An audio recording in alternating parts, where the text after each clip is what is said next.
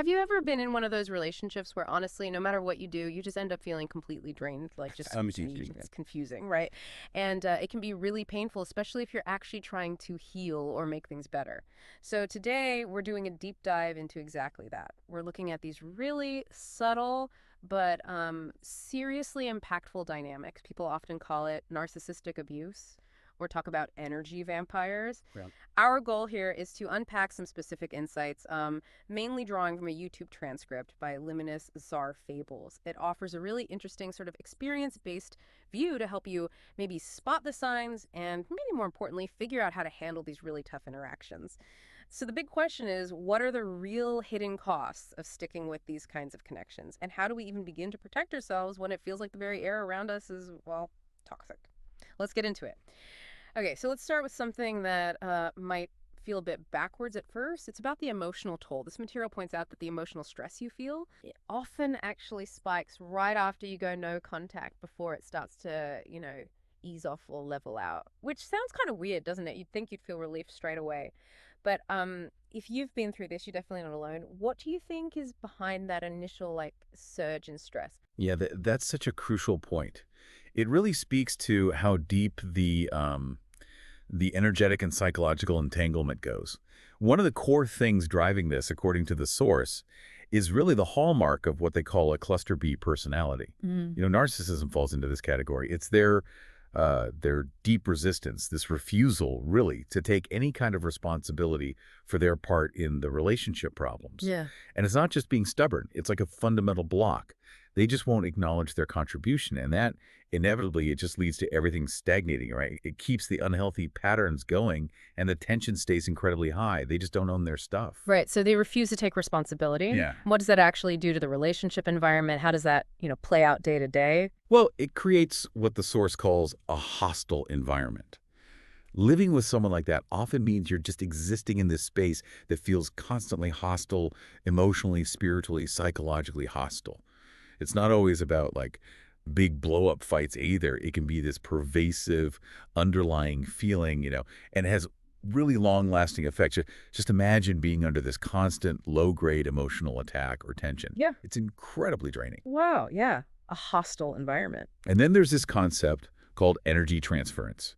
Now, this isn't presented as some kind of, mystical woo-woo thing. It's described as something involuntary, actually natural, that happens between people in close relationships. Think of it maybe like emotional contagion. How if you're around someone who's super anxious, you start feeling agitated yourself, even if you don't know why. It's kind of like picking up their vibe emotionally. Okay, yeah, I get that. Yeah. So in that hostile environment we just talked about, this energy transference just makes everything worse. It compounds the negativity on all those levels, emotional, spiritual, psychological. It affects what the source calls your energy body. And when we say energy body, think of it maybe as your overall mental and emotional battery, your resilience, your capacity to cope. Ah, okay. And over time, this constant transference, especially in a hostile setting, it just leads to that feeling of being utterly drained. It should be a give and take, but in these dynamics, it's pretty much a constant drain from you. Okay, so let's picture this then. You're trying really hard, maybe you're in therapy, you're trying to build up your support system, but you're still stuck in that hostile environment. The source puts it so well. It feels like taking one step forward and taking two steps back. Right. You make a bit of progress, you feel a little better, but then the daily kind of shenanigans and abusive tactics, as they put it, just yank you right back. Exactly. So genuine, lasting progress feels almost impossible when you're dealing with that kind of constant emotional assault, really. Yeah. And there's a hidden cost too, isn't there? That constant undermining, it must really mess with your self-trust. You start doubting your own feelings, your reality even. Absolutely. It's incredibly insidious. So if that's the situation, how do you even start to protect yourself? What can you actually do? Well, this deep dive highlights two main strategies people use to handle these dynamics: no contact and something called the gray rock method. Let's unpack those a bit. So first up, no contact. Pretty self-explanatory, right? It means exactly that. Zero contact. None. And the material is realistic. It says this can be very tough, especially if it's family, and it might even feel or seem to be harsh. Yeah, it can feel really extreme sometimes. But the key insight here, and it's a big one, is that when you manage to step back, look at the bigger picture, and really importantly, stop idealizing the person or the relationship, then going no contact might actually be your best option. It's clean, it's decisive, and often it seems like it's the only real way to cut off that draining energy flow. Does the source say why that's often the ultimate answer? Yeah, it boils down to the fact that any continued interaction, even if it seems tiny, just provides an opening, an opportunity for more of that energy drain, more manipulation, more tactics. When you fully cut ties, you literally remove yourself from the source of that hostility and drain. Simple as that, but not easy. Right, not easy at all. So if full no contact just isn't feasible, and sometimes it really isn't, that's where the gray rock method comes into play. Yeah. The main goal here is basically trying to get the bully or the narcissist to avert his or her attention for source supply and fuel elsewhere. Source supply and fuel. Yeah, okay. You essentially make yourself as interesting as a plain gray rock. You become boring, unengaging, totally unremarkable. The idea is they get bored and move on to find someone else who gives them more of that reaction, that fuel. Like becoming emotionally invisible? Yeah. Exactly. And it's highlighted as being most effective in very specific situations where you can't just cut ties. The big one mentioned is when you share custody of your children with the person. Even if you're not romantically involved anymore, you have to interact. So no contact isn't an option. Makes sense. It can also work, apparently, in other situations where you haven't gone full no contact, but you're still, say, accepting emails or phone calls, or there's some other kind of ongoing communication. The source even mentions things like booty calls or continued financial or emotional ties. Okay. The key is communication is still happening. So use gray rock to just minimize their access to your emotional reactions, your fuel. Got it. So just to be super clear then, gray rock is not the strategy if the relationship is truly over or if you've already committed to going no contact. Correct. It's something you have to keep doing, applied repeatedly, precisely because that connection, that interaction is still ongoing. You're basically putting up an emotional shield every time you have to engage. That's a good way to put it. An emotional shield or, yeah, an invisibility cloak. Okay, so we've talked about managing these draining dynamics, with no contact or gray rock. But to really grasp what's going on, we need to ask, who are these people? What makes them need to feed off others like this? Let's talk about this broader idea of energy vampires. The material defines them pretty clearly as people who feed off of the life force of others. And who do they go after? Often it's empaths or highly sensitive people, and it's stressed that you're not just chosen randomly, you're actually targeted. Why? Because characteristics like high empathy make you, fertile ground for manipulation. You provide the fuel they're looking for. Yeah, that's a really key distinction. Targeted, not chosen. And here's something fascinating the source points out. These individuals can be incredibly charismatic, really charming. They seem to have this knack for honing in on the wounds of the empath, telling you exactly what you've always been longing to hear. You know those lines like, where have you been all my life? Or you're the only one who understands me. Or you're the only one who can help me. Or even, you are such a good doctor, if that applies. They find your emotional needs and just exploit them. It's quite uncanny. It really is. And it raises that critical question. Okay, beyond this kitschy term, energy vampire, who are these people, really? Yeah. Because, empaths might first see them as maybe fixer-uppers, someone they can help or heal. Yeah, the classic empath trap. Right. The source is very clear. They're actually cluster B personality disordered individuals, and it's important to get this. While these are distinct diagnoses, they often share those core traits like a profound lack of empathy, a disregard for rules or social norms, major difficulty with emotional regulation, and all that manifests in this kind of vampiric behavior. Okay, cluster B. So what specific types does the source mention? It lists several: sociopaths, antisocial people, psychopaths. And here's a really startling statistic they include. It says 1 in 25 people is a psychopath. 1 in 25, wow. Yeah. And crucially, notes most are not killers. They're often operating under the radar, sometimes even running major corporations. The defining trait is having no conscience. So they can function, even be successful in society, which makes them incredibly hard to spot sometimes. Exactly. Then you have the everyday narcissists, those with narcissistic personality disorder, borderline personality disorder, and histrionic personality disorder.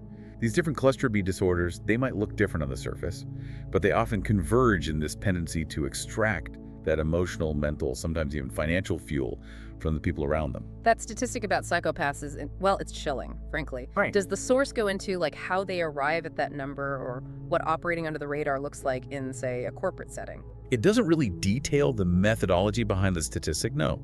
But it emphasizes that their success often comes because they lack that conscience. They can manipulate, they can make ruthless decisions without remorse, without being held back by normal moral feelings. Right. No breaks. Pretty much. Yeah.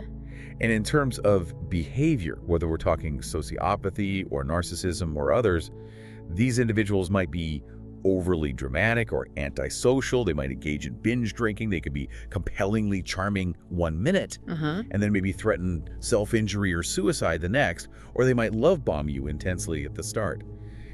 The behaviors can vary a lot, but that underlying dynamic of extracting fuel, needing that reaction, is pretty consistent. Okay. And this leads to what is maybe the most crucial insight, the biggest takeaway from this whole deep dive, really. These individuals do not have a biochemical problem. They have a character disorder. A character disorder, not biochemical. That's a huge distinction. It's fundamental because it shifts our focus completely.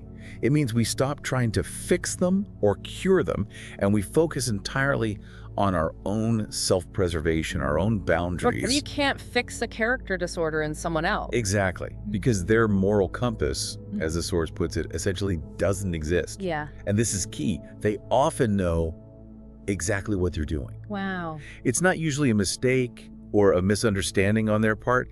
It's presented as a fundamental difference in their makeup, their character, their intent. Okay. So we've covered a lot. We've looked at the subtle and the not so subtle toll of these unhealthy relationships, that weird stress spike after going no contact, the whole idea of involuntary energy transfer in a hostile environment. We've unpacked practical strategies like no contact and the gray rock method, figuring out when each one might actually be useful. And finally, we've gotten a much clearer, maybe even starker picture of who these energy vampires often are. Not just vaguely draining people, but often individuals with cluster B personality disorders who, as you just said, are marked by this profound lack of a moral compass and often know exactly what they are doing. That's the core of it. And that understanding, it really changes the game, doesn't it? If these individuals frequently know what they're doing and they're operating without that internal moral guide, well, how does knowing that shift your approach to setting boundaries, to protecting yourself, maybe even how you think about compassion when you're dealing with relationships where these powerful, draining dynamics are playing out? Something to really think about. Emotional stress is one effect of narcissistic abuse. So going no contact can be emotionally stressful. The sense of obligation and responsibility to continue to emotionally invest in an unhealthy relationship can become very strong at times. One thing that is not as noticeable is how the narcissistic or cluster B personality is usually resistant, keyword resistant, to taking responsibility for his or her contribution to the relationship, which is one of the main reasons for the relationship remaining unhealthy and unchanged. What happens when a person is in a state of resistance? He or she can become stagnant, and if they are involved in a relationship with others, those individuals will feel that tension. So resistant is a key word because this is often the case. The unhealthy relationship remains unchanged because there are certain people, such as a cluster B personality, that is in a state of resistance to taking responsibility for his or her contribution to the relationship. So therefore, the tension remains high in the relationship. Okay? So overall, here's your emotional stress. And right after going no contact, one may think that it would decrease, but no. Right after going no contact, emotional stress tends to spike or increase. Now, I'm not saying this to discourage anyone, just in case you're contemplating going no contact. But just want to forewarn you, this has been my experience, and I have interacted with others and heard their testimonies of having similar experiences, such as emotional stress spiking right after going no contact.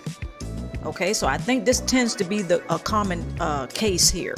When people go no contact, Emotional stress it will spike up before it goes down or levels off. Okay, so just want to forewarn you.